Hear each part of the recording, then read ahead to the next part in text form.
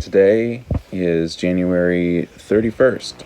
I released a movie about a week ago, and now I am really starting to sink my teeth into the total eclipse. If I'm being honest, the chances that I do a rocket are actually very low. I set out from the beginning to view the entire eclipse.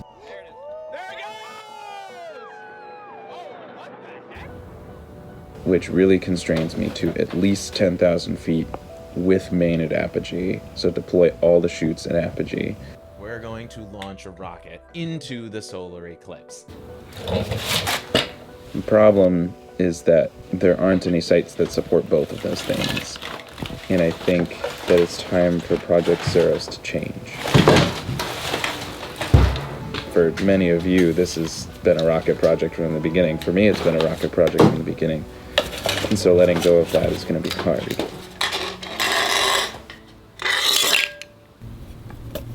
But I think it might be time to change it.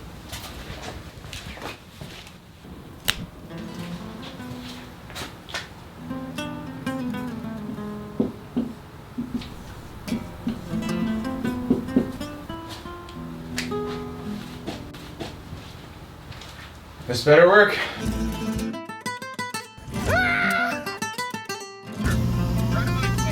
It's 2.5 hours. That's definitely longer than.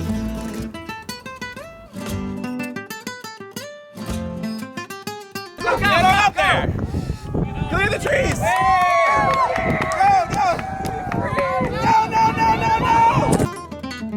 No! During a total solar eclipse, the moon casts a shadow on the Earth's surface, and my goal is to catch it from as high up as I can. Last time we learned an annular solar eclipse doesn't quite cut it. To see the shadow, it needs to be a total solar eclipse, and we need to be on the path of totality, where we can see the moon fully cover the sun. High altitude balloons are great for this mission. We can get stable footage for 2 to 3 hours, we can get 100,000 feet, and we can fly through the clouds. And these flight parameters are our new challenges. To survive for 3 hours, every camera is going to need external power. To reach 100,000 feet, the cameras and batteries must survive those rainy clouds, then the extremely cold jet stream, then near zero air pressure. Insulation is going to be critical, but too much can lead to overheating. But when we add more mass, we need more helium, which causes the balloon to pop sooner and lowers our total altitude. Everything kind of depends on each other, and I've never done this before, so ideally we do a flight test. But we only have a month before the total solar eclipse. So how are we going to make absolutely sure this works on the first try? We fake it till we make it. Let me be more specific. Here's the real plan. Fake the air pressure and temperature of the upper atmosphere using a vacuum chamber and some dry ice. If we're able to match the flight conditions while we're in the backyard, we can make sure it works in flight without actually flying it. This type of combination temperature and pressure test is called a thermal vacuum, or TVAC test. We have 1 month to go till the total solar eclipse, and changing the plan this late in the game is a huge, huge risk. Thank goodness I'm not alone. Welcome, welcome. Hello? Welcome to the shop. It's still a mess. For our first build session, all we wanted to do was get our feet under us and do one cold TVAC test. So to do that, we have to get the vacuum chamber working. We have to do a first vacuum test to make sure it works.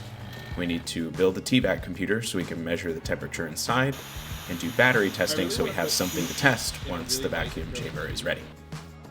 Most batteries are unable to handle the bitter cold of the jet stream. It can get to minus 60 degrees C or minus 76 degrees freedom. So my battery pack just said no.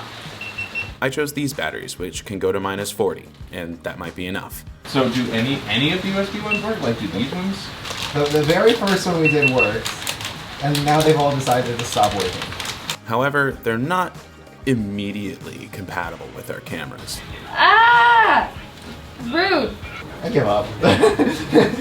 It was 1.5 before, now it's 1. Okay, the 1.5s are probably just dead. When we checked every single cell, we got slightly better results. I got a full 6-second video and I was like, alright, it works. and these fresh cell checks became standard practice. Oh, that one is still recording, right? Dead. Kevin, What? you got a blink. Yeah?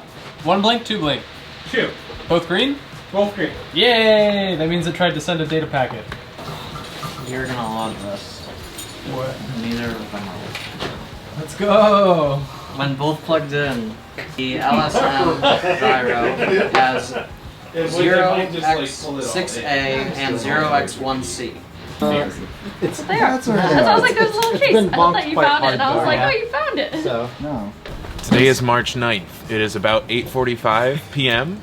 And we are gonna do, I think it's the 4th vacuum test so far today. Things are going a little slower than we thought they would, but they're going okay.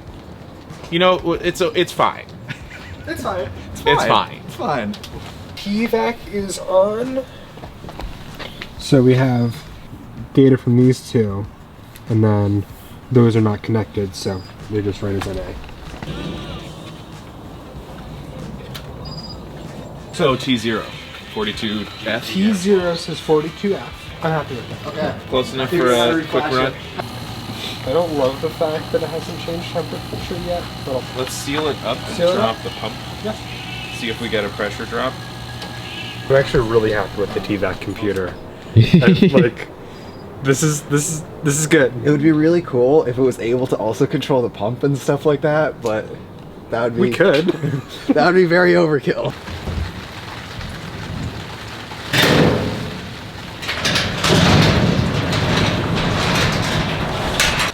Good afternoon. Sunday, March 10th. Today, we're going to be using our dry ice in there to get our cameras very, very cold to simulate the upper atmosphere. Hopefully, the cameras will survive the cold, but if not, and probably most likely, we'll have to do something to make sure that they survive the cold, either by insulating them or by heating them ourselves. Are we ready? Are we? Yes. We are so ready. Let's pop it on. No battery. It's recording. Huzzah. You have no idea how relieved I am that this actually works. John is here. Emily is here. And we have one of each of the flight cameras in here, and it has a bunch of dry ice on the bottom. The Eagle is on the right, and that's giving us pressure and temperature. The Hero 8 is up here, the Hero 9 is down here, the Insta360 is over here.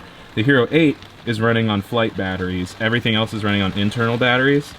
And hopefully, we're going to run this until one or both of these die and see if this continues to run, and then we'll be able to get temperature data afterwards. We'll also have live temperature data from, let's see if I can focus on it, that little guy right there. So let's do it. Alright. We don't do multiple takes in the garage. Multiple things. I can't zoom. Alright, 3, 2, 1. There you are. I love the disembodied voice. 17,431 meters. Temperature plumbing. We're at 2 Celsius. Okay. It's gonna be like 2 Fahrenheit already? 29,941 meters. We are at altitude. Huzzah! 47,000. I think you're the only one that's done this before. Fair enough. 39. Hero 8 is recording. Meters. Insta360 is recording. Hero 9 is recording. And Telemega is still transmitting. Eagle is still good. This is higher than it went yesterday, 53. 53,384 meters. Hello, status update. The first cold test has been going for more than an hour. The Hero 8, which was the only one with flight batteries, turned off first, which is annoying. Emily is out getting a thermal gun, but we can measure the temperature at the bottom of the pot. We can measure, just point it at stuff, and hopefully that'll give us some information. We definitely need more dry ice for the second test. But we're learning stuff. We're learning stuff. 7 Celsius? Like temperature out here. Yeah. John, is it okay we unplug this? Yeah. I just want to lift this whole thing up. Does it say Oh, negative 23. Negative 23, alright. That got cold. what's that? Depress. It's still beeping at me. It's fine. I think that's the altimeter. Okay. It's not manual. But now we can get data! Up till now, we've been focused on the cameras, so at this point, I'll introduce the rest of the payload. The parts of the payload fall into one of three types: science, recovery, and power. So far, we've been focusing on science with our three primary cameras. The Hero 8 Black, our upward-facing camera looking at the balloon and the sun, the Hero 9 Black looking at the horizon with a custom lens as a treat, and most importantly, the 360 camera, observing the whole flight from the bottom of the payload. All of this footage is saved to SD cards, so in order for us to find it, we have our recovery system. First, we have our spot trace unit, which transmits GPS information via satellite. Next, we have our StratoTrack, which transmits GPS information via amateur radio stations on the ground. Each unit has its own app we can connect to on our phones. And of course, we have the parachute, so we have a soft landing. Our secondary mission is to collect data about the flight itself, and for this we have the second half of our science stuff. First, we have the Eagle flight computer, which is designed for high-altitude ballooning. It measures GPS location and altitude, as well as pressure and temperature using an external probe. It records this information every 6 seconds. Next, we have the Telemega, which is actually a rocket flight computer. Since it has a fixed memory, we had to decrease the data rate a lot. So instead, we want to test live telemetry as a backup to our two recovery systems. We have one more flight computer, but we haven't built it yet. So we'll get there, I promise. Going into week 2, we're trying to solve our power problem. We know we want to use these batteries due to their temperature performance, but we haven't gotten them to work yet. They're not designed to work with GoPros or Insta360s. They're designed for smoke detectors or things that generally require less current draw. Plus, we haven't gotten the batteries or the cameras cold enough for a proper test. We need to upgrade our thermal vacuum setup. We're staring at Jupiter. The TVAC to run at 100 now. Giraffe averages is like giraffe and It's coming along. the other thing are such. I'm glad that y'all know how to work with wires and Arduinos and sensors and stuff. Because How does I'm... it feel to be a manager?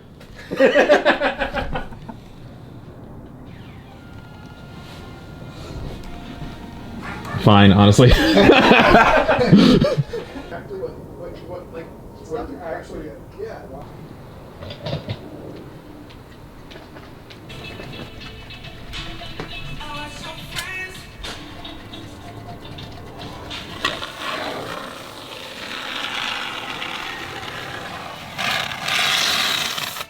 Bartender Keegan is serving up the great stuff. You can see this 2 ways: bartender or shake weight. Today is Saturday, March 16th. It's sometime in the afternoon. We've been spending most of today redoing our thermal vac setup. So this is our new thermal vac chamber. And then John's been soldering away on the top. And oh my god, look at all that data! So, good sensor, bad sensor, good, good, not attached, not attached, good, good, not attached. One of them I need to fix. The only other problem is they're not labeled. So I'm doing that right now while they're doing the final touch-up, and we're good. Nice. We're preparing for the first cold test. We're doing a Hero 9. We got a temperature sensor on it, taped on. What we're hoping will happen, these 6 batteries will keep the internal battery topped up while it's recording. I'm hoping it lasts at least 2.5 hours. That's definitely longer than the internal battery can last, and that's longer than the amount of time we should spend in the cold portion of the atmosphere, so we'll consider that a pass. It's a really long test, so we're gonna get something to eat while this is going.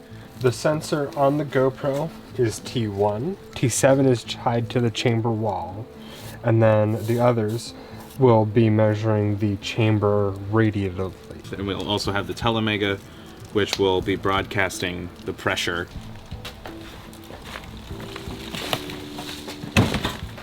It is very tempting to lick it. Every single sensor is going crazy.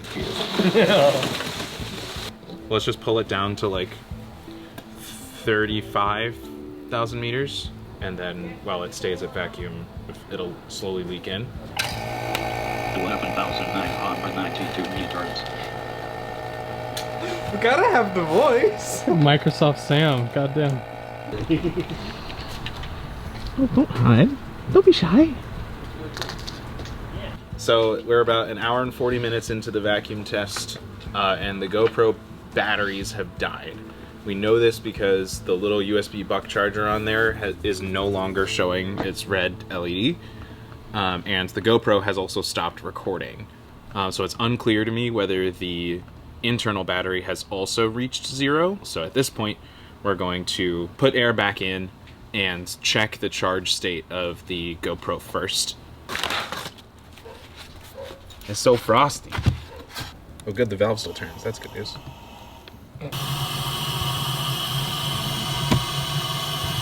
John, you want to pull the data? I'll look at that in a sec. Yeah. Oh yeah, I guess thermal expansion, huh? I'm gonna... Woo! That is chilly! It's not like burning my hand cold, but yeah, feel this. Oh yeah. Yeah, these are... This is dead. yeah, It's these frozen. are gone. They're like frosting over, look at this shit! This is crazy! I think perhaps the GoPro got a little too cold. It's still not turning back on. Oh! We're on. 5% internal battery. That's a data point. So that means it's possible that these died first, and then it was pulling from internal battery. This confirms that we need to like insulate the shit out of these. We can test it just wrapping it with this. Yeah, we can do one wrap of that and see what happens. We're in it now.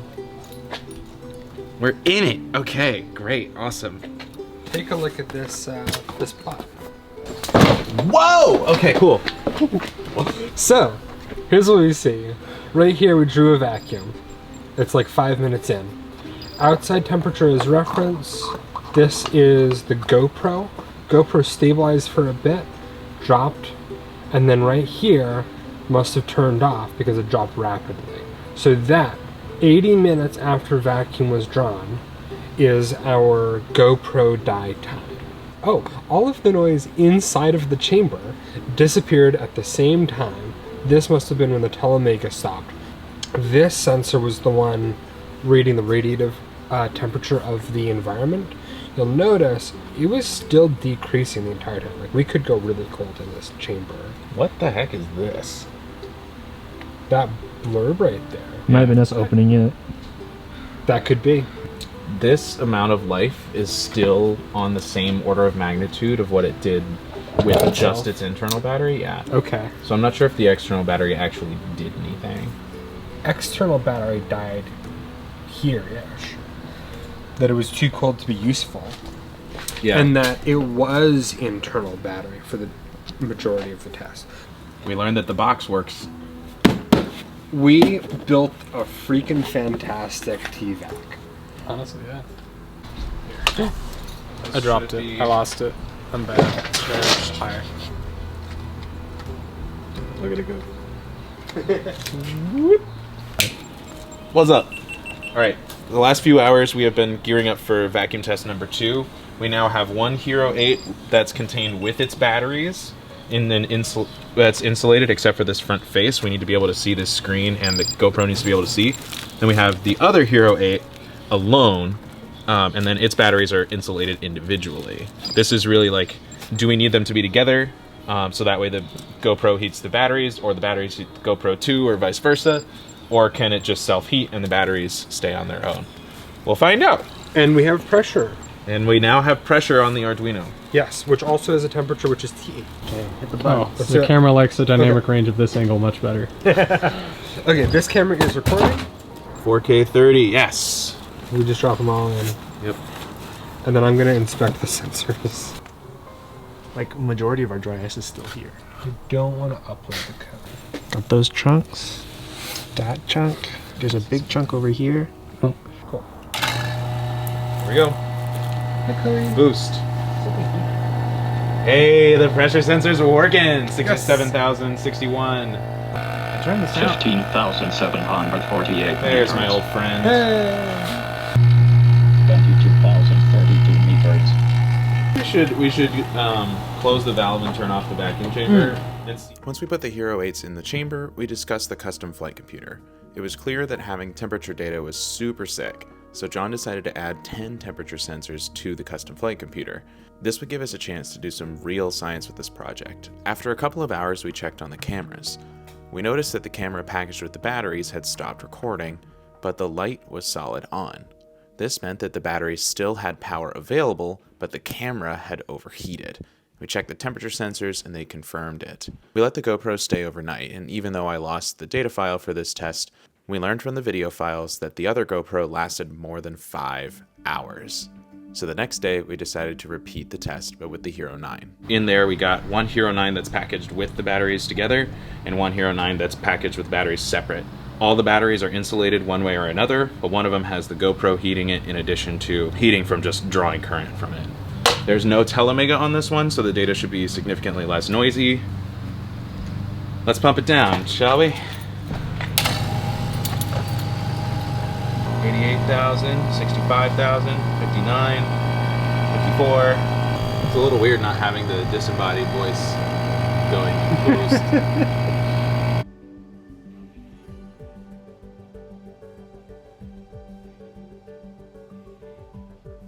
While the TVAC test was running, Chloe and Abby continued to code. Oh, no, maybe that's not. Did it restart? Thank God.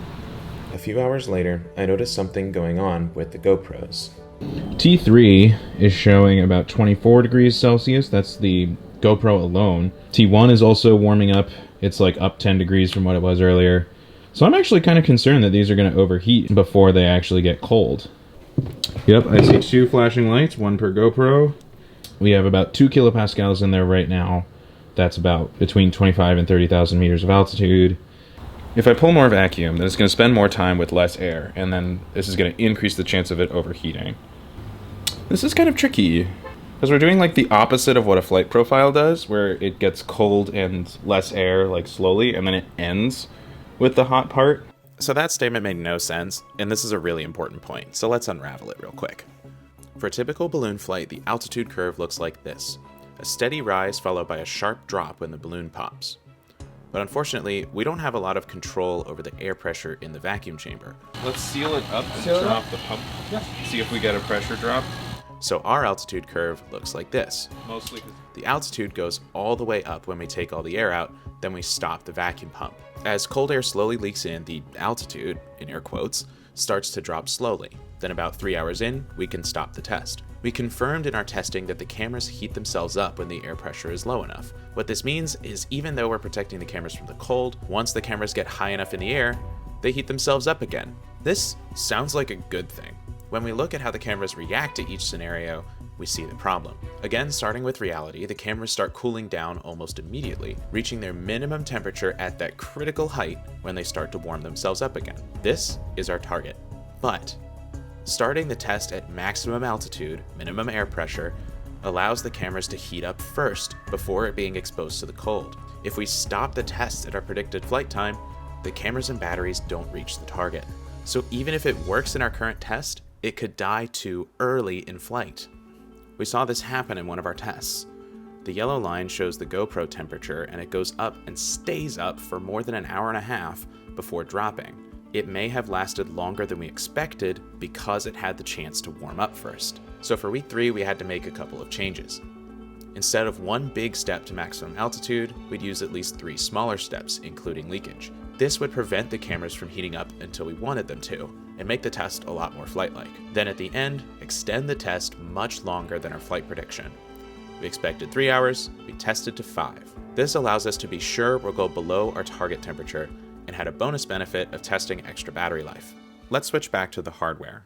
Even with flawed testing, we figured out the right number of batteries for the cameras and the flight computers, and how to package them. But in order to confirm it would work, we had no choice but to start over. Please, more people, I probably have more money. I'd like to talk about...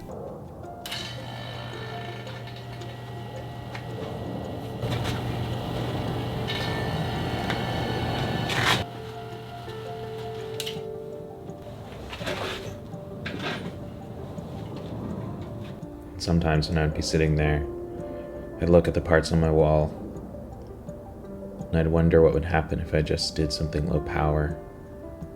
I just descoped a little bit so I could do a rocket. stick to what I know. I already made my decision. I had already made my decision.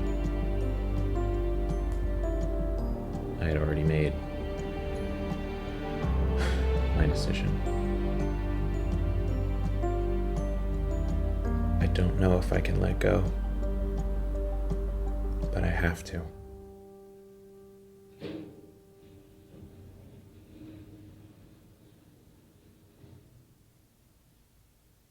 Week 3 was our toughest challenge yet. Not only did we have to redo the TVAC testing from last week, but we have to build the first flight computer and figure out the configuration of the entire payload. To do this, we had to divide and conquer. I led the effort on the TVAC testing. Yes! John led the flight computer. Andrew, you don't have any diodes, do you? And Max has been working on configuration in the background for the last 2 weeks. Chloe got the model from Max and led the effort on the mock-up. And those are just the things I gave a title card. Get cold, damn it! So while those tests are running, let's finally introduce the custom flight computer. We already have a whole lot of electronics on here. Why do we want more? Right now, we have nothing that measures electronics temperatures or battery temperatures. If we can measure temperature in flight, we can check our work against all the testing we're doing. And if the cameras do die, we'll figure out if they got too cold or too hot and exactly when. So to figure that out, the custom flight computer has 10 temperature sensors to cover cameras and batteries, as well as the box temperature and the external temperature. The second thing we want is high-speed motion. We can estimate the trajectory every few seconds from the Eagle and the Telemega, but we know nothing about dynamics. How fast is the box spinning? How much does it shake in the jet stream? What happens when the balloon bursts? We need much faster information to answer these questions. The custom flight computer also has an inertial measurement unit, or IMU, to track rotations and accelerations. To give us more data to check the IMU against, we added a magnetometer, a barometer, and GPS. Using the Feather microcontroller, we can measure this data at 200 Hz. Does it need to be that fast? No. But it's cool, and we can, so why not? In addition to the Feather microcontroller, the GPS unit is called the Adafruit Wing. John led this effort, and so he got to choose the name, and he dubbed it the Cormorant. The Cormorant flight computers take our capability to the next level, but there's just one problem. It's so unwieldy and hard to mount. How are we going to mount this? What in the world? Does anyone have a particular desire to sculpt in foam? Making a little house for the flight computer. Making a house? Well, more like a bed. So actually, can I reborrow this? So easy. Yeah. Hello. Check.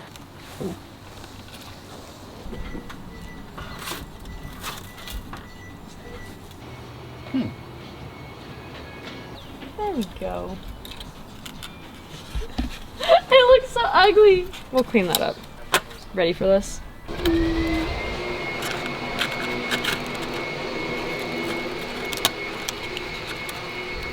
New home. I only use it on Blue Horse.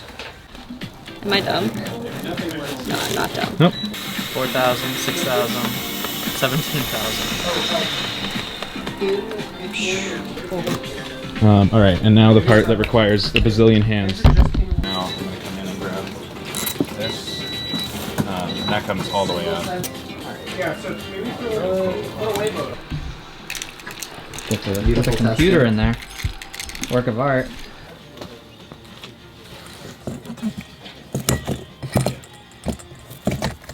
You know what temperature it is, right? No. Look at how frosty it is. Like there's chunks of ice on it. Yeah. Our last task of the weekend was to test out the configuration. Max has been working on a model of the full payload, combining his experience with high-altitude ballooning with what we learned from test. We had 3 main requirements for the payload.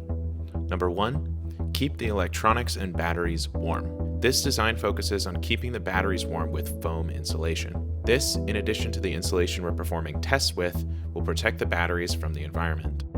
One of the cameras is also inside the foam, and we performed additional testing to check for overheating. Number 2, structural support. In general, balloon payloads are easier to design than rockets because they don't have to be as aerodynamic and their accelerations are a lot less severe. However, the payload still experiences wind shear in the jet stream and a lot of whipping and tumbling on the way down. The foam does double duty here as structural support for the electronics inside. Otherwise, everything gets attached with screws or at least 2 zip ties. Number 3, and most importantly for today, make it easy to integrate and service. These are experimental payloads that we're assembling for the first time. We will encounter bugs, like quirky bugs, not bugs. We need to access the electronics for as long as possible out in the field so we can quash those bugs in time for the Eclipse. To do this, the payload has all the batteries within the box and all the electronics mounted on the lid, and all the wires run in between. This way, everything closes up all at once. So tonight, we're checking our work with the mock-up. Oh, there's a few. Today is Sunday, March 24th, and we have finished the first mock-up, and we're about to close it up. So we've got all the battery packs in the bottom, and lots of temperature sensors. We're missing some components still. Also notable, none of these batteries are insulated right now. They will be insulated later. It's just so we can practice integrating this. I'm really happy with it. We've been working on this all day. First flight computer, it's hard to see under the tape. And now we're gonna close it up because now I'm running out of things to say. So many wires. So many wires. Getting a little interference. Yeah, something's happening on this side. What was it, the Telemega against? Oh, I think it is. So that has to move either this way, Yeah. or the flight computer has to move, which has nowhere to go. Oh no, it's not wide enough. Nice.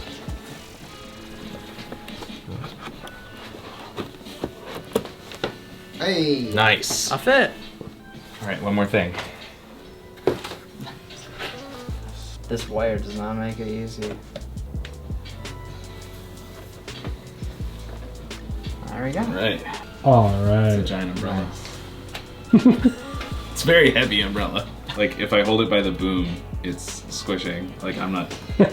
If we get a longer USB-C cable, can we extend the boom more? Yes. Okay. Let's try and add the parachute and stuff. I think I want to lay this flat. Yeah, that's actually a much better idea. Is yours having trouble threading? Yes, and I had this issue earlier when I was even tying these wires around them. We're assuming the code on is dead. All right.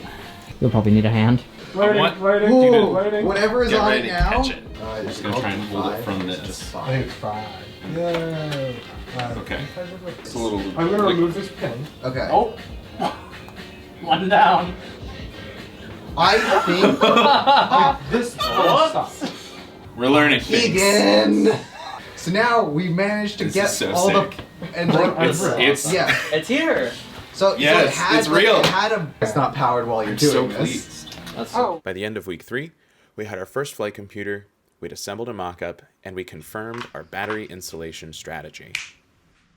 But we also learned from the mock-up that the payload was too heavy, which carried over into our final weekend before Texas.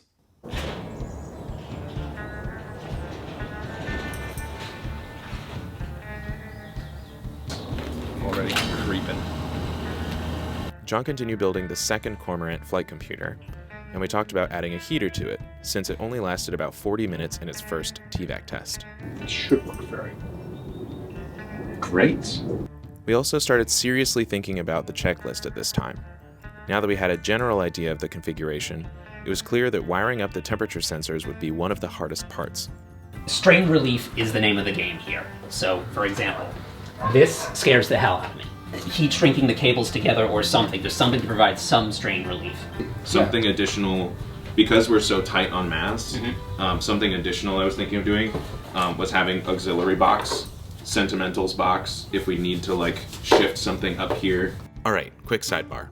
These are the FAA rules that govern high altitude ballooning, and this is the one we care about. If our payload is above 4 pounds, which right now it is, we have to meet this shape requirement, which means we can't put the 360 camera on a selfie stick. I want to keep the selfie stick so the payload box doesn't cover the field of view, but we're not sure if it's the best idea to split things up. Yeah. My preference would be to hang it below the Insta360, but that ruins the shot. Yes. How would you feel instead about making the Insta360 basically the separate payload box hanging down on its own cable?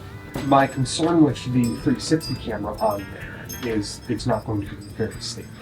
And I don't think that the camera is going to have a rough ride. And even if it does, the Insta360 has image stabilization.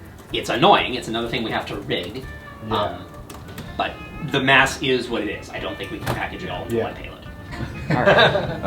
All right, so auxiliary 360 camera payload. You could say, yeah, it swings, but not prohibitively such. Yeah, and this is way stiffer than I thought it would be. This is again like rules lawyering, but is this is considered a separate payload package? Yep. Requires an infrared force of more than 50 pounds to separate the payload from the balloon. Together they need to be less than 50. Yeah. So, yeah, let's just make it one cable, one rope running all the way between. Ooh. And then it breaks one and it'll just like whoop. Yep, the whole thing will unfurl. Cool. Dev test. Love that. To finish out the board, we gave the auxiliary box its own spot trace, just in case the boxes get separated, as well as some sentimental items. Editor's note here, there's supposed to be a selfie stick. I forgot to put it on the board. Sorry. We finally have everything we need, so let's put together a balloon payload.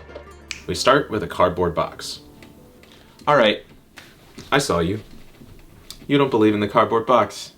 First of all, yes, it'll work. Trust me, bro. Second of all, we'll get to waterproofing later. And third, this is just what happens when you go to Hobby Lobby on your first day of working on the balloon and you see a reasonable sized box and you're like, this seems like a good thing to do a mock-up in. It looks so useful, I'll buy 4 of them. Just have them around. Anyway, we start with a cardboard box. At the bottom of the box is our first layer of custom cut foam.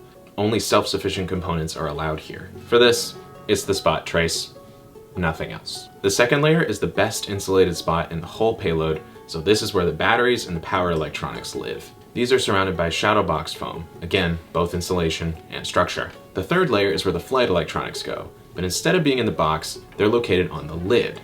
The closeout is completed by 4 plastic threaded rods that transfer the structural load of the flight train down to the bottom of the payload, lifting it. Finally, so the cardboard isn't damaged by flying through a rain cloud, the whole thing is wrapped in duct tape and then saran wrap, taking care to not cover the cameras. We also have our secondary payload, but this design was a lot simpler. The Insta360 batteries have their own insulation, and we decided not to put foam insulation on those. All that's in the secondary payload is the spot trace, the Insta360 batteries, and some sentimental items. The selfie stick is designed to go in through the bottom and then thread onto the top of the box. The 2 boxes are held together by a single line that weaves in between the 2 boxes. This is what the payload will look like when it's fully assembled. And there's one more thing I should mention. To give us the best chance at capturing the Eclipse, we have enough cameras and electronics for 2 tries, and we have enough balloon stuff for 3 tries. I can't see. How much you want? Gloves. Yeah.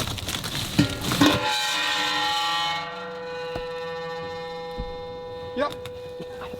That was loud. Yeah, hey, electronic music producer, sample that. Yes.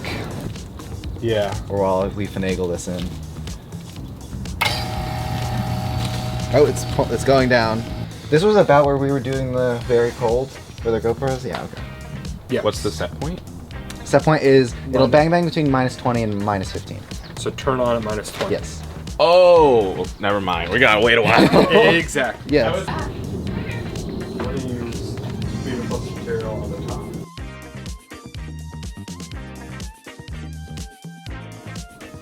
I think, yeah, last year we won first place for our payload. Oh, very cool. Our payload was airplane system. Because this temperature spike entirely does not, it's so much bigger than that one. So to me, something's happening with battery. Yes. Why don't we just set the set point higher? What if -20 is too cold? What if we -10? Yeah, what if we set it to -10, -5? Or The fact that it still survived at that temperature is like... we got down to -33. And the heater probably helped the batteries There's no survive scale, too. there's no by metric, pulling there's it. no, Because otherwise... What if the- that's the reason that One it to died 10 last or time? extra The electronics It's might have been possible. perfectly fine. Go it's just look the around. batteries might have died. Rusty.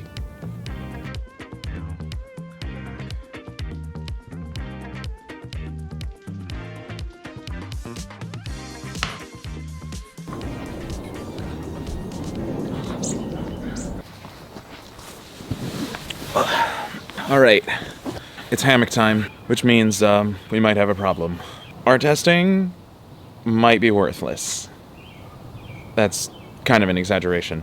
The whole point of the testing was to put the cameras in a flight-like condition, yeah? So the problem is we didn't account for the sun and the wind. So the sun could make the cameras hotter than expected, which is bad for the upper atmosphere portions, especially when the cameras are heating themselves up again.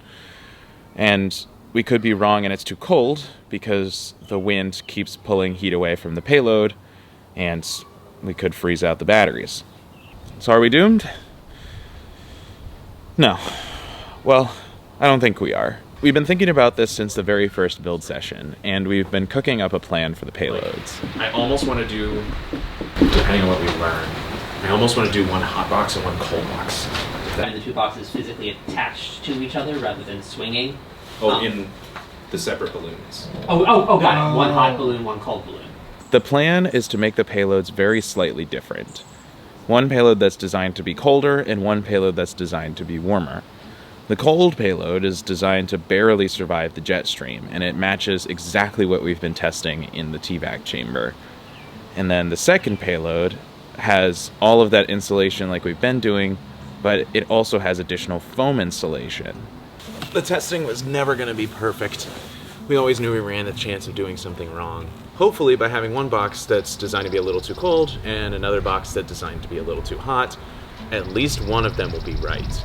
And there's one more trick up our sleeve to make sure that this actually works.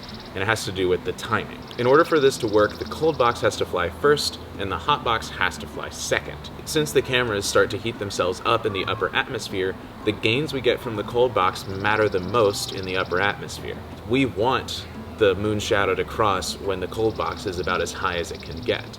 Whereas for the hot box, we actually want it to be lower, because if it does overheat, it'll probably happen in the upper atmosphere. So we don't want to risk the hot box overheating too soon. This is also why we don't launch the boxes at the same time, because then if the cold one dies in the jet stream and then the hot one dies too early, we get nothing. And there's no point in separating them out like this.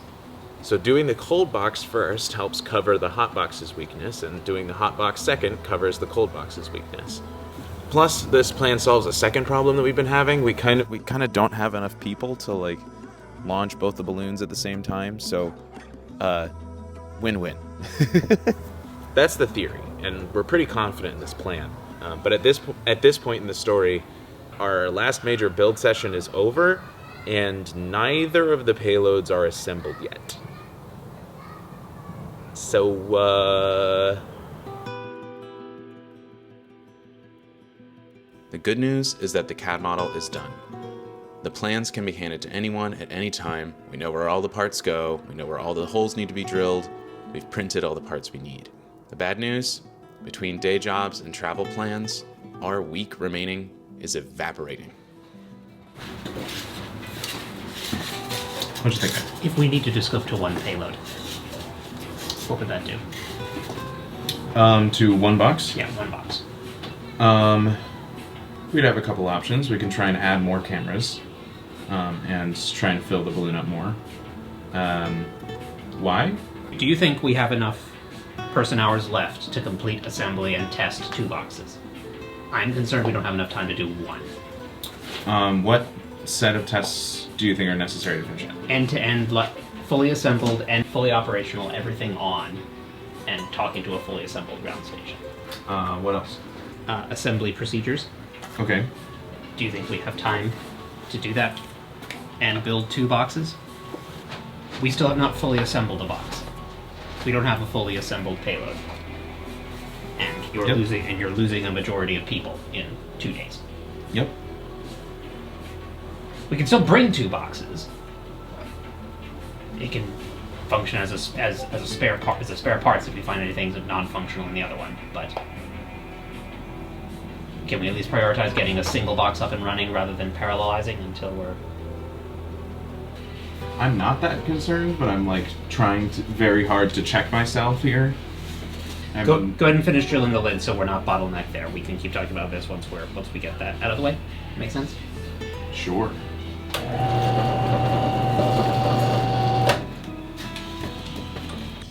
Oh, all are still awake. I didn't think it was possible, but I somehow feel more ready and less ready than last time. Okay. I think that makes sense. Like, I feel more ready because I'm like, oh yeah, we can put this together in a few hours, no problem. But I also feel like we haven't actually put together a flight unit all the way together. And I'm gonna leave without having done that.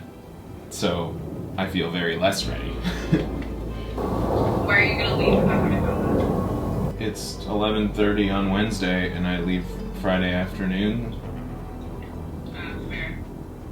Max thinks that I should just do one payload. He may be right.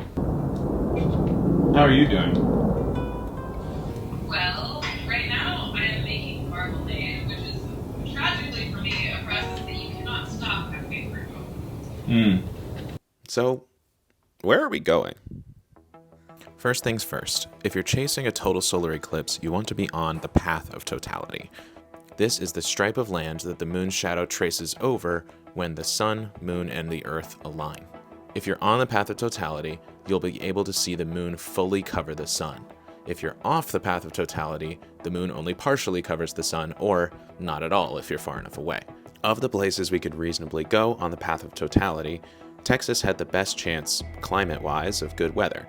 So Max and Kristen picked out a campsite at Inks Lake State Park more than 6 months before this, and graciously let us use about half their reservation. The park is in the middle of the path, giving us the most time in totality possible, and our campsite in particular had plenty of space for observing the eclipse and for a balloon launch or two. We made our way to the site in separate groups. Keegan and John left on April 3rd and went to Houston for a few days. They planned to drive up to the campsite on Saturday. Max and Sergey flew down in a Cessna 182 starting on April 4th. It took 2.5 days for them to get there, but we made good use of the time. These are APRS regions. These will be flying up for each balloon, and they're what reports the position of the balloon so we can recover it. However, in order to test them, they've got to be above 1,000 feet. So we've got them turned on right now. We're somewhere over Salt Lake. Try to find the same group. I could see they were flying somewhere over Idaho. Before I left Seattle, I was struggling with one more big problem: helium. The plan was to bring enough helium and balloons for 3 launch attempts. So 3 big bottles of helium, 220 cubic feet each. Since I can't take the helium on the plane, Kaylee and James offered to let me deliver and store it at their house. But when I called the supplier, they only had a big bottle and a small bottle available. The small one had about 125 cubic feet, so we scrambled. Today's Friday, April 5th. I'm at the airport. One of the helium bottles has been delivered. There's one more delivery where there's 2 more helium bottles. With that, we should have all the helium and hopefully all the supplies we need to finish the balloon. I'm gonna be able to sleep okay tonight. Even though we had only half as much helium for the backup, I didn't care. We had enough helium for our primary mission and it was all at the right place.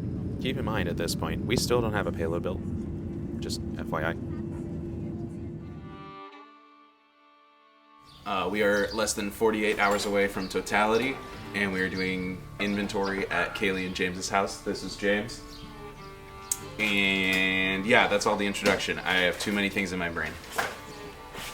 James used Max's blueprints to drill out the holes and assemble the structure, while I charged cameras, cleared memory cards, and finished the inventory.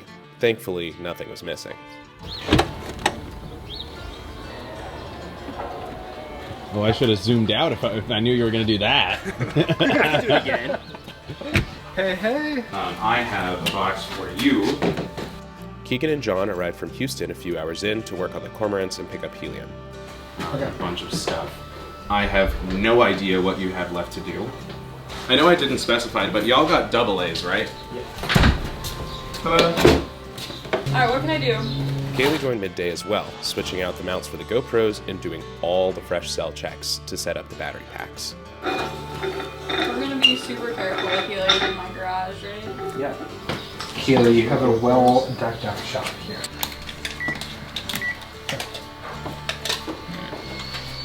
GoPro mounts are good. We might actually have to take these out too. Oh god, we're gonna definitely have to take these out. Cool. Could have gotten Energizer to sponsor you. Honestly, yeah.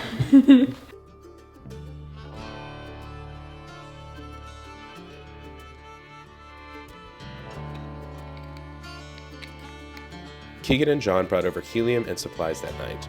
Max, Sergey, Kristen, and much of the camping crew were already there, fully stocked and ready. Thanks again, y'all. You're a lifesaver. By the next morning, the team had pushed flight code and completed final testing from the campsite, confirming the new heater setup and temperature sensors. Kaylee and I had stayed behind and picked up Zyla from the airport and drove over the following morning.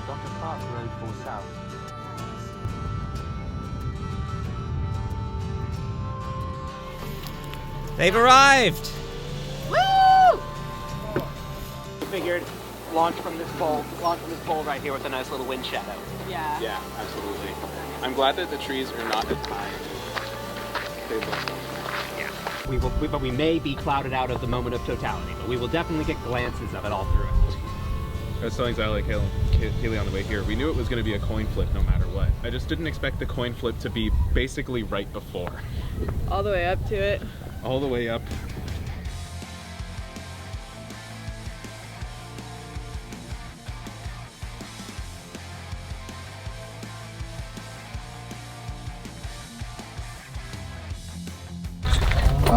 Do you want to get started on another battery pack? No, I'm leaving the hot ones all to you, dude. Okay. Hop up on the rocks and give a wave. I'll record everyone. I'm glad I'm used to working with all of you. Yeah, like when I steal your checkbox. Like... I would have not taken kindly to that last time.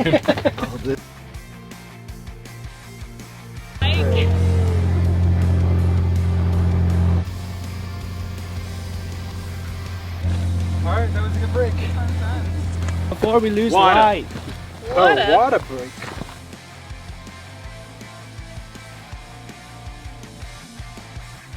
All of the like exposed power pins are against plastic. Feel You take this. the electrical tape wrap and put it over all these components too, so that way they don't short against the insulation.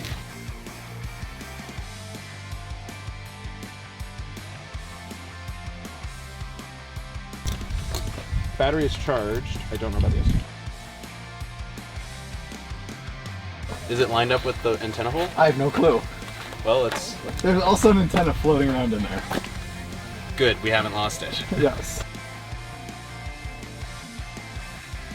Please give me a warning. So it just hooks right onto this. And then these go on top of the lid, so it's possibly captured. I want a picture of that dog silhouette. Oh. Yeah, it's okay. I am on it. Yeah, so... Oh, there's charging. Even though we had the entire afternoon to work, we still hadn't finished either payload. So after dinner, we continued to push as much as we could. Yeah, all these wires should be for cold. These are for Is this cold the intended flight harness? for a cold box? I don't, for either one. Sure. Great. Tomorrow's gonna be, it's gonna be tight. Want to flip it over? Where are we putting these? They're gonna go in the cold box so they can stay. You poke holes in those 4 black dots? Sure. No, just one enough for a zip tie to go through. Double them up, and then cormorant is building in. Yeah. Yeah, but also, yeah, knowing us, we would have just forgotten to eat all 4 days. Oh god, I wouldn't you're cook crippled. After some discussion, we decided it was best to stop, rest, and wake up before sunrise the following morning. Things went smoothly today, but we could easily run into a major issue in the morning, taking one or both payloads down with it. All we could do now was put our best foot forward and cross our fingers.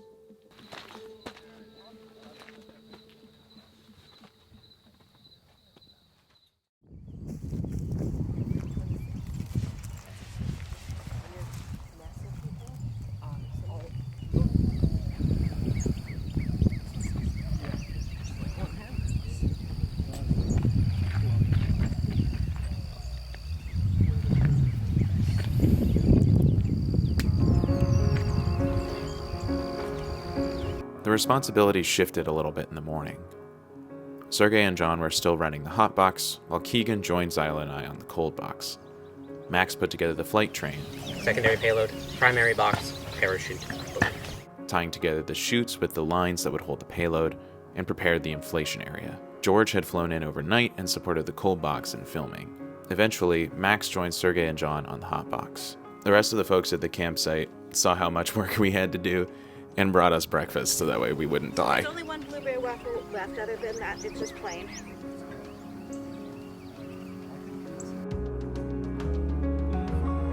How's the cold one coming on, Zara? Micro USB out to the computer. Okay, so we're good. That explains it. I totally thought that those were fingers. Feeding us. It really makes it a lot better. We routed it through the top and like tied it on the inside. No, we tied it on the outside. So,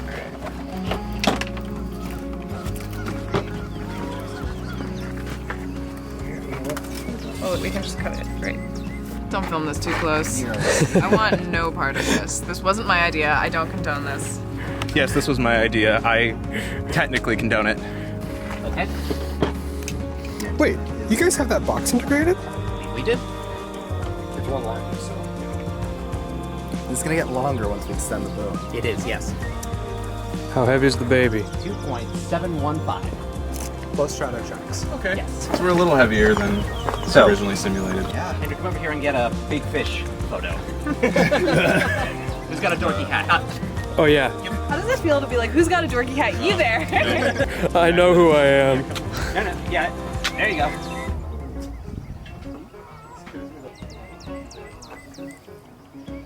Think of Burning Man. Think of the Black Rock. Oh, massive primary box is 1.720 kg. Massive aux box is 1. It's safer to do a calculator. Yeah, what's your torque spec on that? 1.5.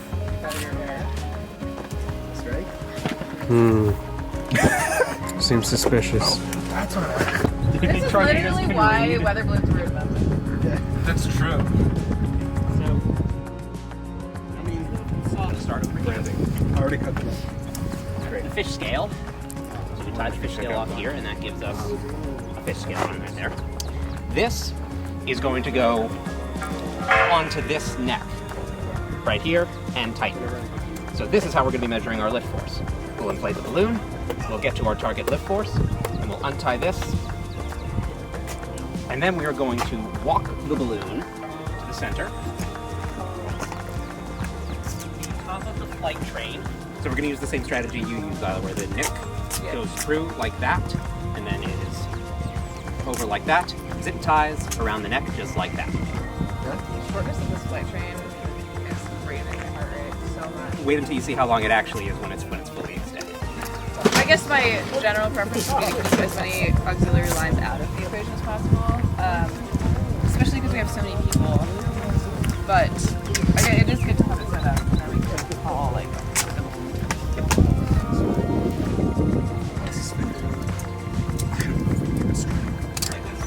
2400 baud. APRS 5 seconds. And onto the threaded rod. We have 2 balloons that are going to be launched in about, one starting in about an hour. Okay, good. Okay, is this box ready to be closed?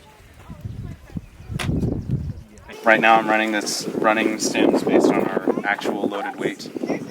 We just won't be quite as high during totality. We'll probably be like 75,000 feet or so, which is still, wow, beautiful.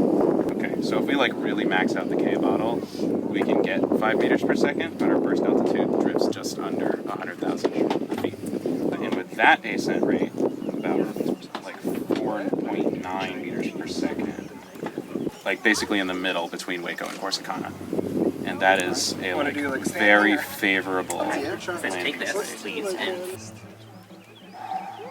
It's like 90% fields. Oh, where's the wood? Where's the wood? Where's the wood? Do that. Stems are done.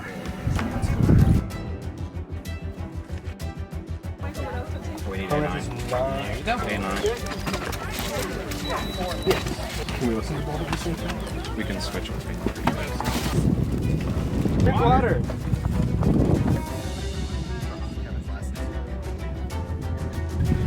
Dash 11. Okay. Dash 11.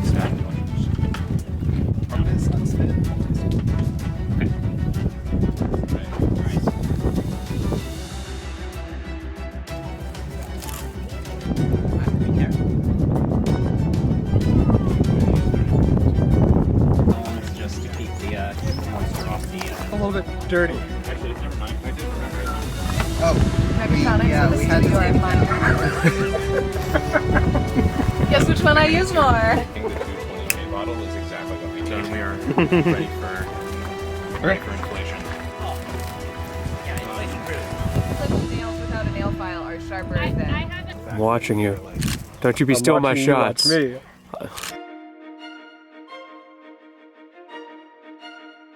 Alright, we are about 45 minutes from first contact, and these are the two payloads. On my left is the cold box, designed for the highest parts of the atmosphere.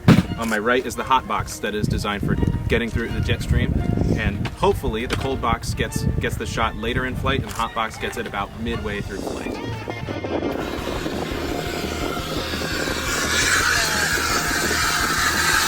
Alright, one wrangler on either side. Alright, we will need to move the tent about 3 more feet that way. Alright. Up, here.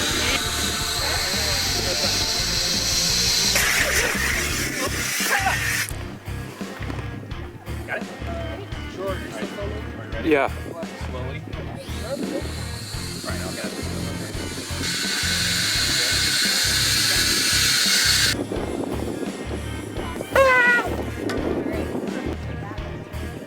It's gonna pop up and blow us all into outer space.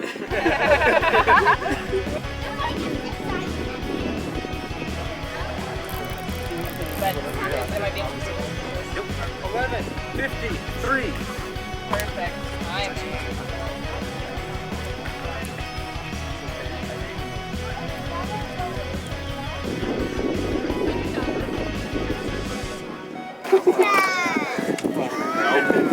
Don't start the countdown yet. It'll take us up with it.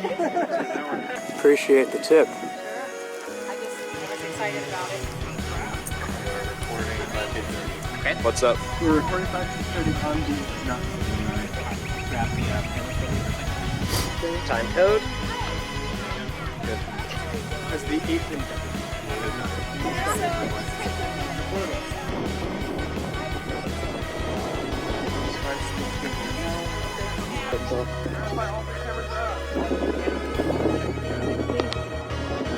Hello? Hello?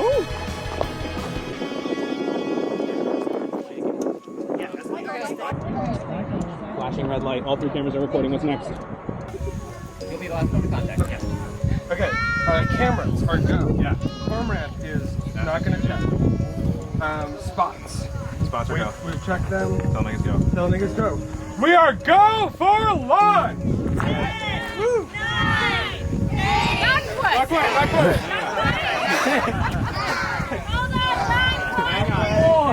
Four! Almost ready for a countdown. Almost ready. Alright. Just pan around everybody. Go back.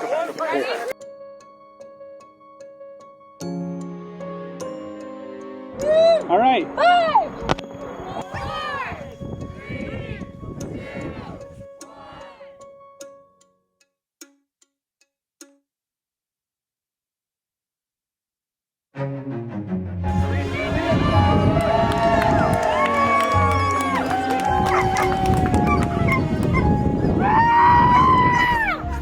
Good luck. Time watch 12:02. Oh wait, that's really good. That's really good.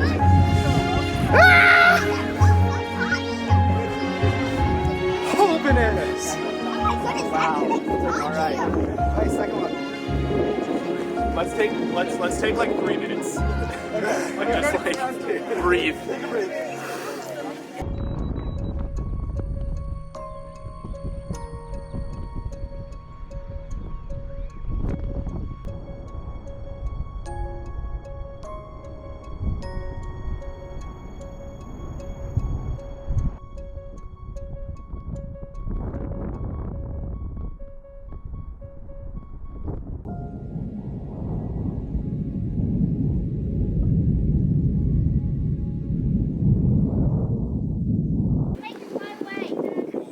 Alright, let's get the second balloon up. Yeah. Nothing we can do here. We'll affect our...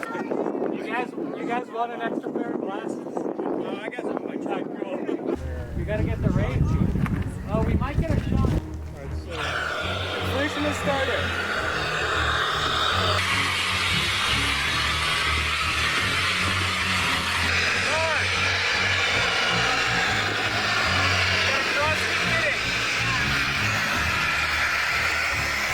Physics is happening. I'm iced over here too. Go on, go.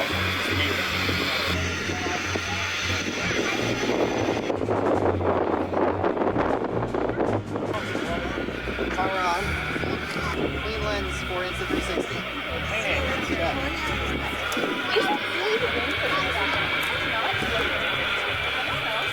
Yeah, I don't know, man.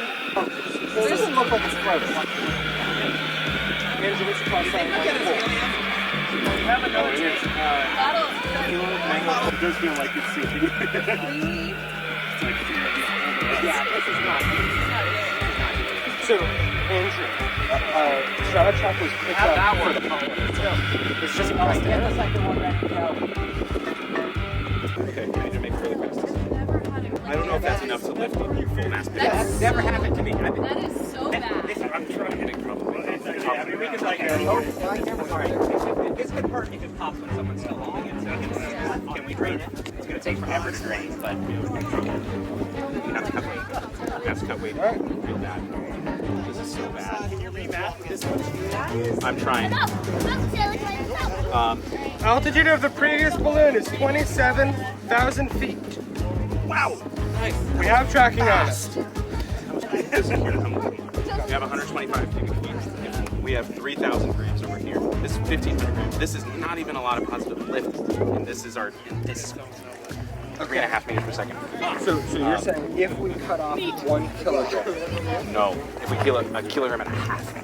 We have to cut in half to get there. Yeah. Oh, crap. Crap. Entire we have to cut one of the boxes at least. If it's a 360, then that's still 2,000 grams. That's 1.7 plus whatever that is. We're gonna need everything we got. And goes to that.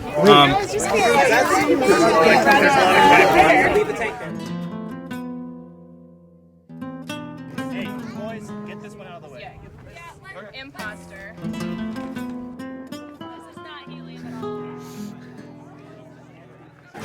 Okay, cancelable take. Everyone can yell at me.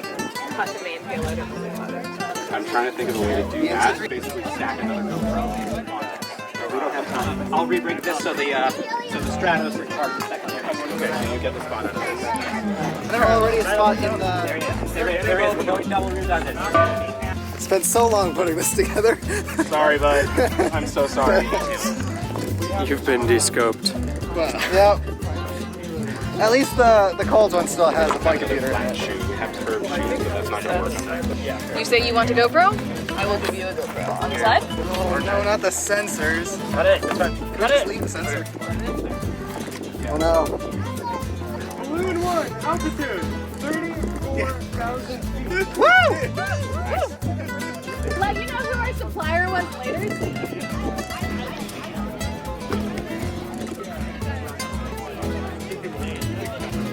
That's good.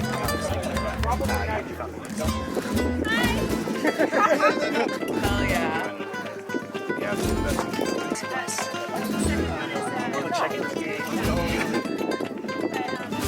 Okay, let's get some folks on inflation crew going. Should that be us? Okay. I can hold. That's George, gonna get a shot. This is not helium!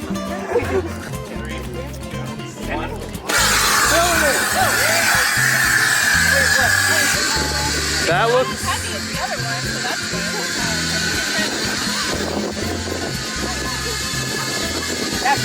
Let's go! Ben! Turn the knob!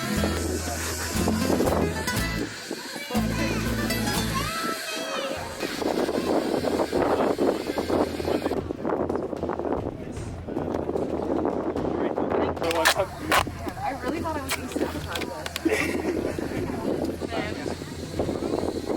Skip in the vertical. Check out photos and tug test for all 3 knots. Okay, extend power on it. Yes, we're 52. Airspace check. Airspace check. Release. Line up flight track. Go, no, go. ADSB. Go. Go. Go.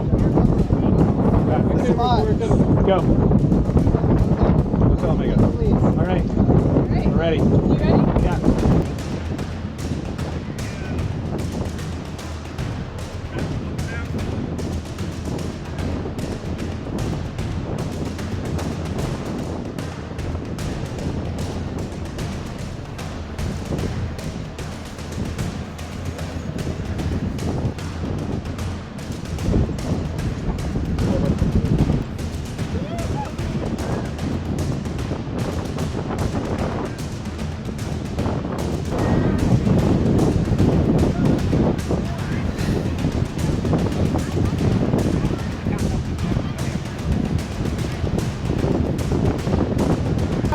All right, go, go, go. 5, 4, 3, 2, 1. Ground. Go let it hit the ground. Go let it hit the ground.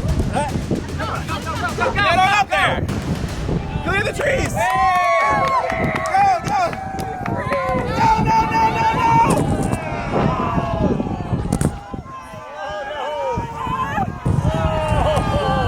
Come on. Let's go.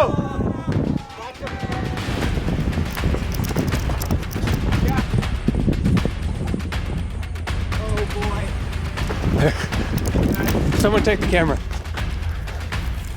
Yeah. Oh, okay. Georgia said, someone take the camera. Oh my God. Oh my God. Is this even gonna work? Oh, we got a hand.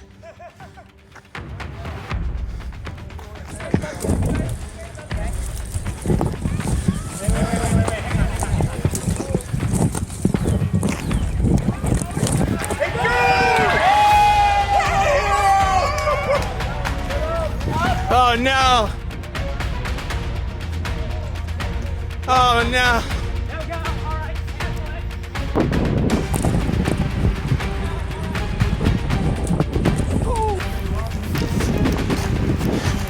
Maybe I should stick to rockets. All right, let's take the Answer 360 off. Sure. Last chance. Just keep pointing it. Come on. It does go through. I did it myself. Oh Sorry. boy, it's really close to the trees. It's folded. Get it unfolded. Push it up. Oh, don't hit the trees. Oh no. Well. Who? I think that did it. Let me go over. Oh, I hear it. I hear it. I hear it. Over here. No, it's over here. I hear it. All right, we're scrubbed. We're scrubbed. We got a hole. Yeah, right here. We're scrubbed. All right. All right, gonna vent this. Whoa! Oh, that was cool. All right, we got one. We got one. We got one. All right, back to the site. Let's enjoy our eclipse. It's not anyone's fault, except for the f***ing helium supply. With that, the mission is completely out of our control. And somewhere in the skies of Texas, 2.5 years of effort and anticipation were hanging under a single balloon, waiting for the moon's shadow. And so were we, hoping the storms would stay far enough away for just long enough to see the eclipse. 2 minutes 30. All right. Day 3 of me trying to make this video because I'm so nervous.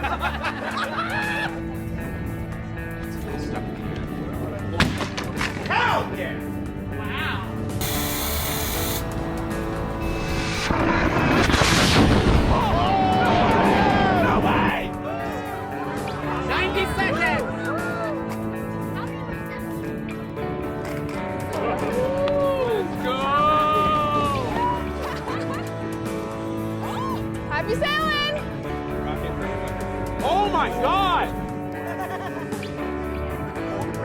There it is. There it goes! Oh, what the heck? I'm so proud of you. Please. Alright, tell us what we can let out. We're at 23, alright. And we have finished the first mock-up. Yes.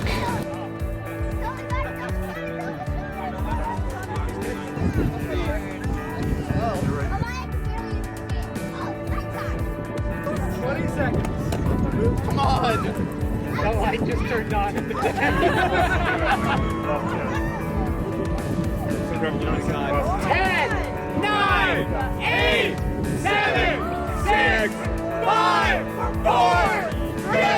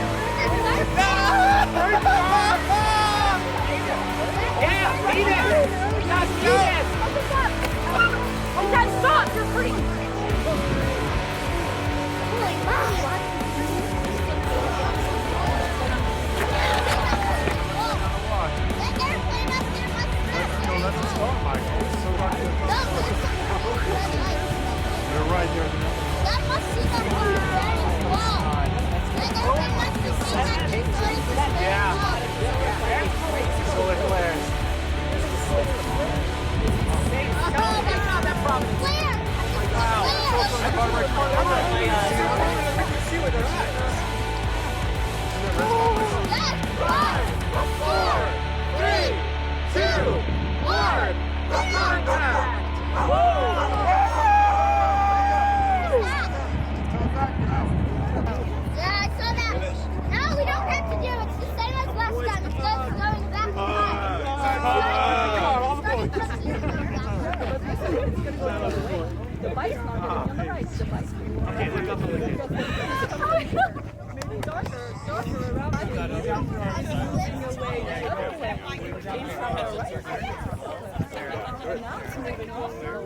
80,000 feet. 80,000 feet. Nice. In the air. So that means if it's not dead. Where's the balloon? Did someone just say the balloon in the air? 80,000 feet. Whoa. Over Waco.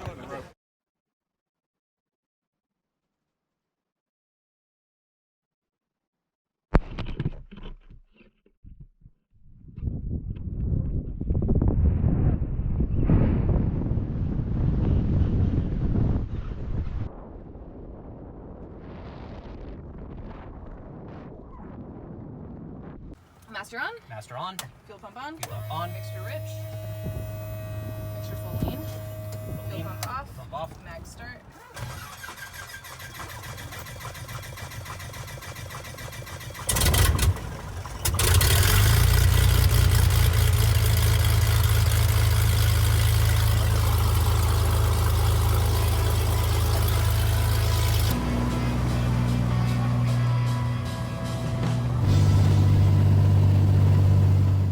We took a quick rest once the balloon landed and quickly realized our best option was to get the balloon the same day. It's pretty much halfway between Waco where we launched and Okay, check how long of a drive it is from Waco, please, to Dawson. We decided to race the thunderstorms and find it from the air, while John stayed behind and made contact with the landowner.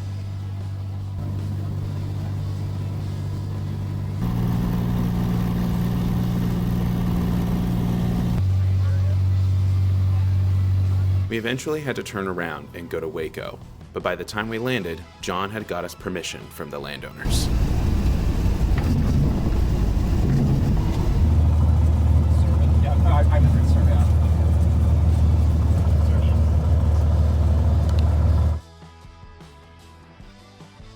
They go down, and they usually fill up in like a 3-day period. Once the storms passed, we continued on foot.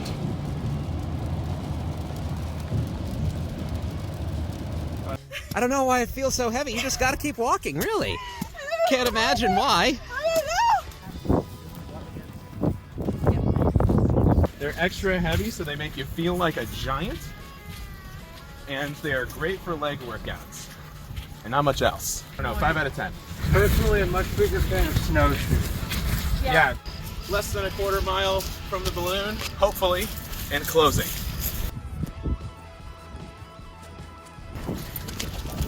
See how we did. I see all the bits. I hear it's hella mega.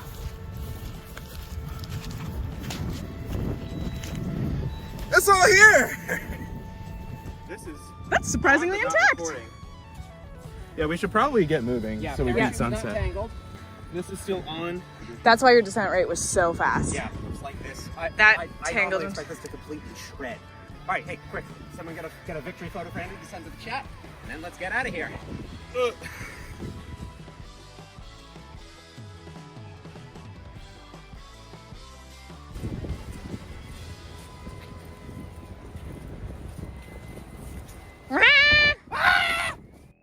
Andrew, post-recovery thoughts? Hungry. Honestly. Pretty much as soon as we picked it up, I like relaxed and my stomach said, "Hey, dude, what are you doing?"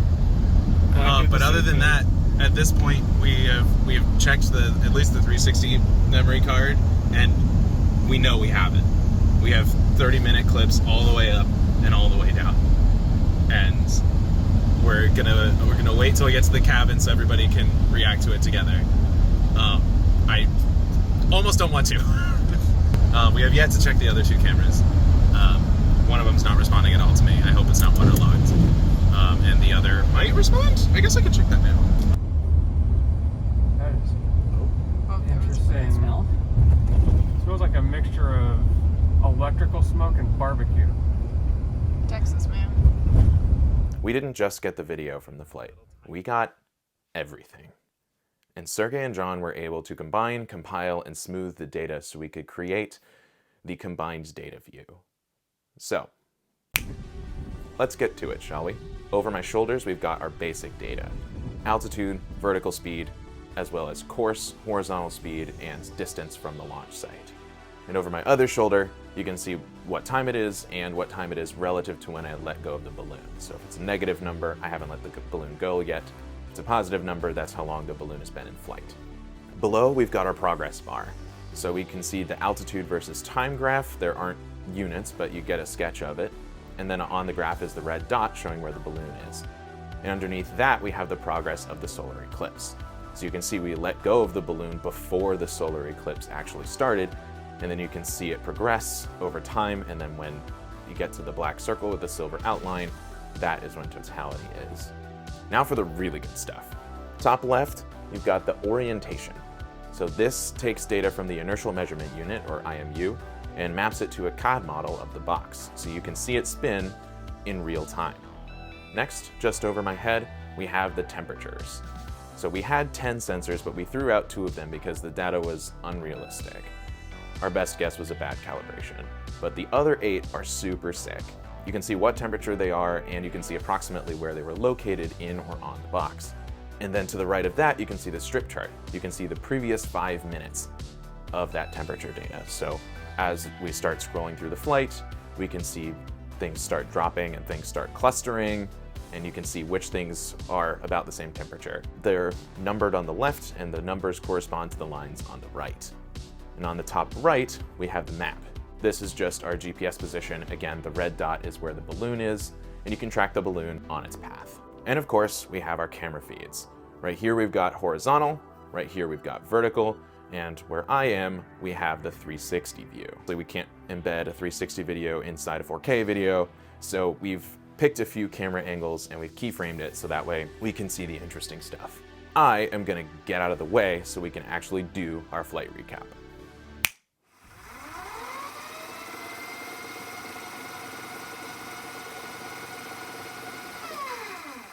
On the ground, everything is warming up pretty quickly. This is why we turned on the cameras less than 5 minutes before flight, so they didn't overheat. We can also see the air pressure is a little bit low because of the incoming storm systems from the Gulf of Mexico. Release, release, release! We launched the balloon at 12:02 p.m., about 90 minutes before totality. After we pass through the first cloud layer, we see a Heiligenschein effect, a rainbow around the balloon's shadow. As we progress up in the atmosphere, we can also see some gravity waves in the cloud formations, and the shadows the clouds make as a result.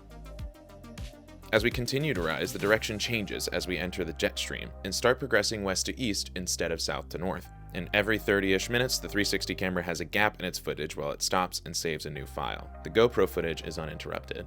Speeding things up, the altitude is rising, the pressure is dropping, and the temperature is also dropping. As the balloon continues to rise, everything is going strong and the temperature continues to drop. Around 54 minutes in, we are solidly in the jet stream, and we are zooming at over 120 miles an hour sideways. This is super unintuitive because the balloon isn't moving a lot relative to the air around it, but this whole section of the atmosphere is moving very fast from southwest to northeast and carrying the balloon and payloads with it. We see the first signs of the moon's shadow about 10 minutes before the eclipse, where the horizon starts to get darker. At this point, we're about 70,000 feet above the ground, and there is so little air, the sky is black. As we get closer to totality, we can see two things. We added a shadow to the map graphic, and the cormorant turns on its heater for the first time. It's programmed to turn on at -10 degrees Celsius and turn off again at -5 degrees. In tests, it was a little bit dicey, but in flight, it performed perfectly. Finally, totality. You can just barely see the moon covering the sun in the vertical cam and the 360 footage, and the dynamic range difference is so large that the horizon and the 360 cameras are having some difficulty resolving it. Regardless, this shot, this is the dream. I'm so proud of this shot.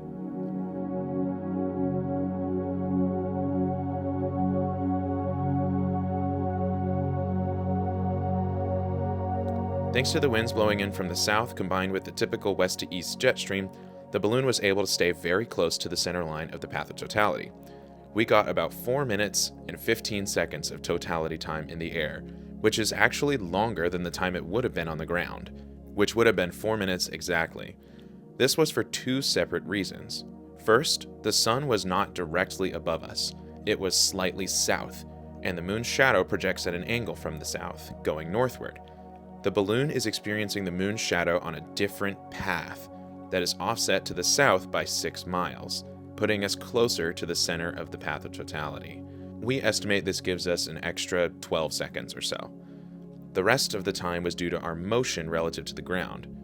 We cover about 2 kilometers moving with the shadow southwest to northeast during the eclipse, which adds about another 3 seconds to the experience. After totality, the payloads continued to rise, but the GoPro started to warm up again. The Horizon GoPro even got above freezing and was approaching 10 degrees Celsius by the time the balloon burst. But both cameras don't get hot enough to overheat.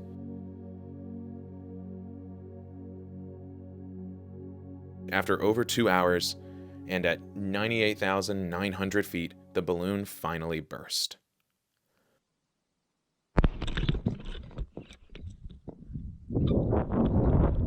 The payload flipped over 1.5 times before the parachute inflated. We were booking it towards the ground at first, but the payload was in a safe, stable trajectory.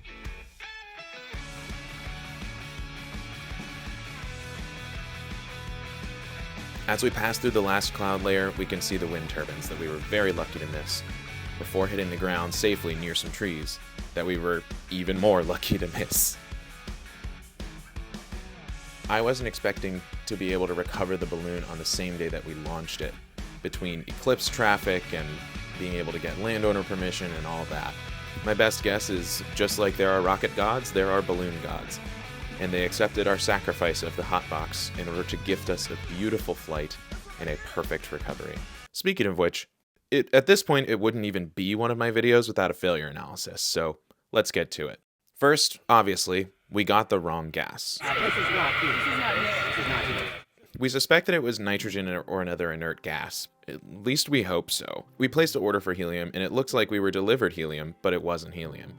This is ultimately a supplier error, but because I am who I am, I didn't order the helium until the week of, and so in the rush, it could have been easily mistaken or filled with the wrong gas. Since I ordered the helium so late, the backup bottle was smaller than the main bottles, at just over half the size. This reduced the lift capacity in the event of something going wrong. But going in, I hadn't decided what I would do in the backup situation. So now, with time running out and little sleep in my head, I was faced with a very sudden need to murder some darlings. We have to cut one of the boxes at least. If it's a 360, then that's still 2,000 grams. And in the stress, all this came down to a simple math error. In our case, the primary box was 1.7 kilograms, the secondary box was 1 kilogram, and the recovery was 0.3 kilograms. The quick math showed that we could do 1.5 kilograms of payload, and I thought, oh, the secondary box is only 1 kilogram. That gives us half a kilogram left. That leaves us with 500 grams to work with. That's plenty. We can move a GoPro over, no problem. And I failed to consider the mass of the parachute and the Stratatrack in the calculation. This lowered our positive lift and thus our ascent rate. We combined this with high winds. This led to the payload getting stuck in the nearby trees. I also suspect that the hole in the balloon was poked at the first tree instead of the second where we found it. This is because the balloon was already sinking after the first tree. Oh no! And had there not been a hole, it should have continued to rise over the lake. By the time I got to the second tree, we were desperate and trying to remove as much mass as possible as fast as possible. All right, let's take the Insta360 off. Sure. But unfortunately, the soft handle material of the selfie stick got caught on the edge of the box. So instead of pulling out the selfie stick, we just squished the handle over the side of the box and blocked the exit. That was when the high winds came back and the balloon hit the branches. If it wasn't popped before, it was then. I learned once again that planning is king, and I should have ordered helium way ahead of time so that the backup would have been a full bottle. In addition, having another set of eyes look over my math in the high-stakes situation could have helped. I'm a little sad we didn't get to fly a second payload and get to compare temperatures and stuff, but one of the first decisions I made with this project was to fly 2 balloons for this exact reason. I wanted redundancy, just in case, you know. This is not helium!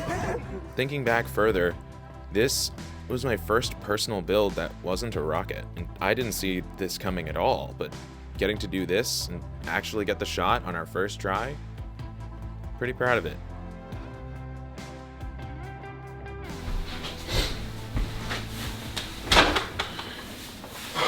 All right. I think this is it. Today is Sunday, January 4th, 2025, and I'd like to wrap things up with some thank yous. First, to everybody who helped with the ballooning project, thank you so much. Especially Max, Zyla, and John. Max and Zyla were my resident ballooning experts because I had never flown one before, and John led the effort on the flight computer. And when I say that, I mean I basically handed it to him and he rallied everybody and organized the whole thing. So everybody's in the credits, don't worry. I just wanted to highlight these 3 in particular. Second, to everybody who came into the garage during Project SAROS, the whole thing, thank you so much. It's really a gift and a pleasure to get to host a project this big, and having everybody in the same place building stuff that matters to them is really, it's really the whole thing. I'm really grateful that I've been able to spend the last couple of years of my life just working on this project in the background and doing this grand chase for the literal moon's shadow. It's amazing, and I'm gonna remember it for a long time. And my last thank you is to the audience. Thank you so much for being patient with me as I finish these videos, and thank you for watching. So as we move forward into our lives, I would like to ask you now, what is worth chasing? And who are you going to find to chase with you?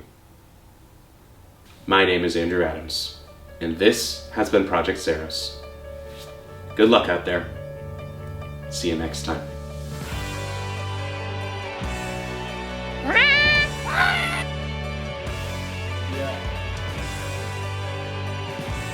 They're not labeled.